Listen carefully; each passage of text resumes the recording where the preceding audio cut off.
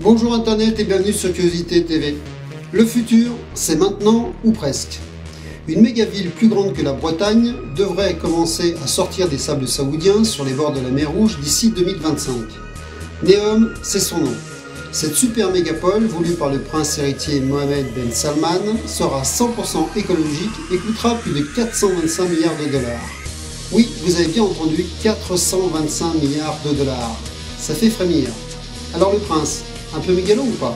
C'est à vous de choisir. Neom, la ville du futur, c'est maintenant.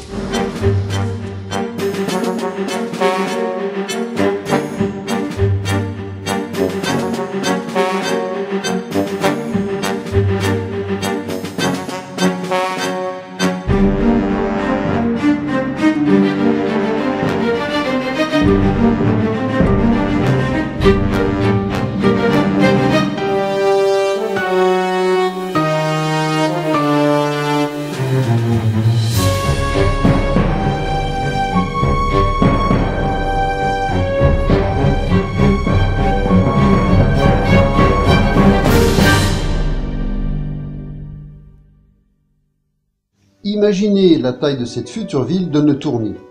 Elle doit être bâtie en Arabie Saoudite entre l'Égypte et la Jordanie et fera 26 500 km². Pour vous donner une petite idée, Paris ne fait que 105,40 km².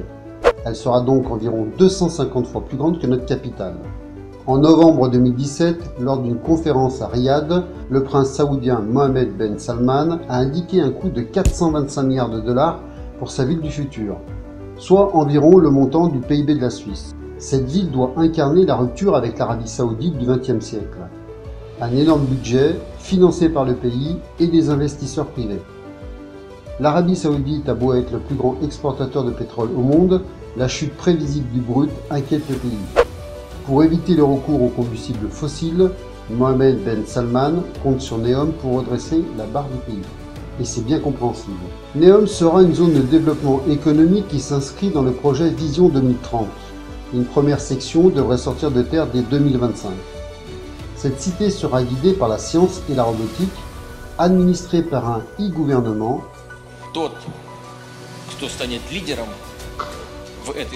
L'éducation y sera dispensée en ligne. Quant au haut débit, il sera également offert à tous les habitants et à disposition dans toute la ville, permettant ainsi la totale connexion des services, des produits, des véhicules et des individus.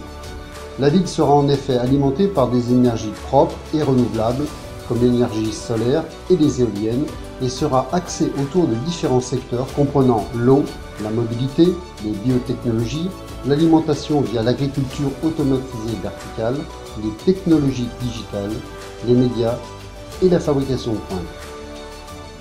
Ce sera un endroit pour les rêveurs, pour le monde, a expliqué le prince. Dans une vidéo de promotion, l'accent est mis sur l'égalité entre les hommes et les femmes, sans discrimination d'origine ni de religion. La recherche et l'environnement constituent le point d'ancrage de cette ville écologique. Le prince compte y installer 5 palais, oui, 5 palais pour y vivre avec sa famille.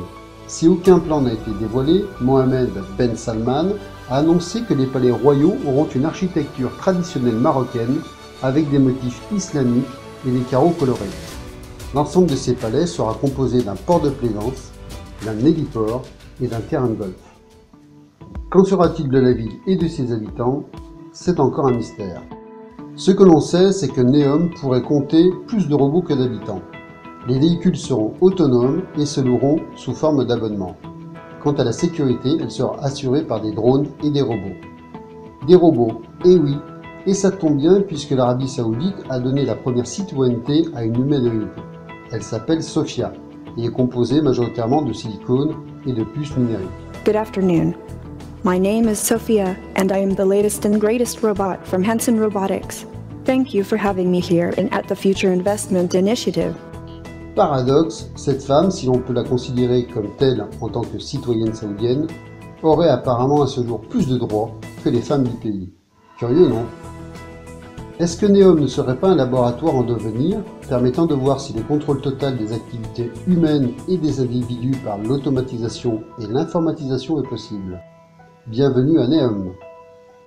Ce qui est sûr, c'est que ce projet va mobiliser des fonds internationaux rappelons de plus de 425 milliards de dollars, avec le concours de grandes sociétés mondiales. On n'aurait pas pu commencer par créer un village autonome, une petite ville, histoire de voir si la mayonnaise prend? Bah non, faut voir grand. Et en même temps, c'est une sortie de secours pour l'Arabie Saoudite qui a peu le choix. N'oublions pas que l'Arabie Saoudite est une zone désertique et que bientôt, il n'y aura plus de pétrole.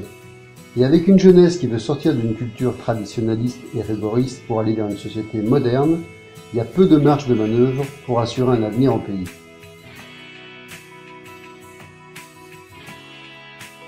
Alors, que se cache derrière le projet NEOM qui nous propose un monde rapide, uniformisé, dans lequel nous serons tous reliés et connectés? Ce modèle de société globalisée, qui se veut être le lieu idéal pour vivre, ne s'apparenterait-il pas à un nouvel ordre mondial? Et ne va-t-on pas vers une société de clones encore plus matérialiste, dirigée par un gouvernement artificiel, rappelons-le un e-gouvernement, auquel nous serons tous soumis?